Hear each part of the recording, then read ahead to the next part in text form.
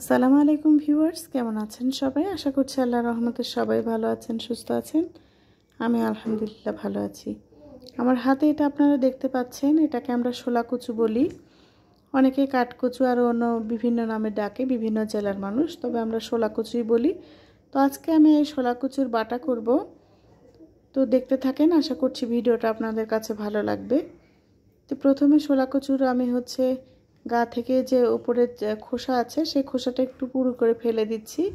তারপরে এরকম চাকচাক করে কচুগুলো কেটে নেব।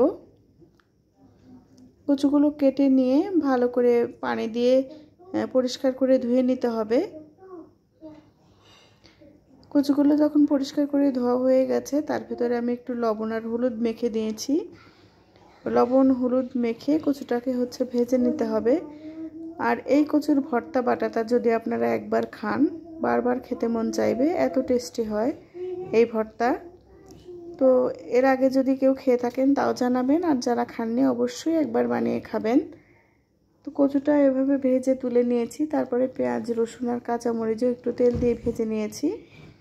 এবার এটাকে বেটে নিতে হবে। যে কোনো ধরনের ভর্তা যেগুলো হাত ছাড়া মানে পাটায় বেটে করতে হয়, সেগুলো পাটায় বেটে যদি না করা হয় তাহলে কিন্তু ভালো লাগে না। অনেকেই ব্লেন্ডারে দিয়ে করে, আমি চেষ্টা করি সবসময় পাটায় বেটে এই ধরনের ভর্তা করতে। তো একটু লবণ নিয়ে প্রথমে পেঁয়াজ রসুন আর কাঁচামরিচগুলো বেটে নিচ্ছি। আপনাদের কাছে যদি সরিষা থাকে, আর সরিষা খেতে যদি আপনারা পছন্দ করেন, তাহলে সরিষাও একটু দিয়ে দিবেন এর ভেতরে।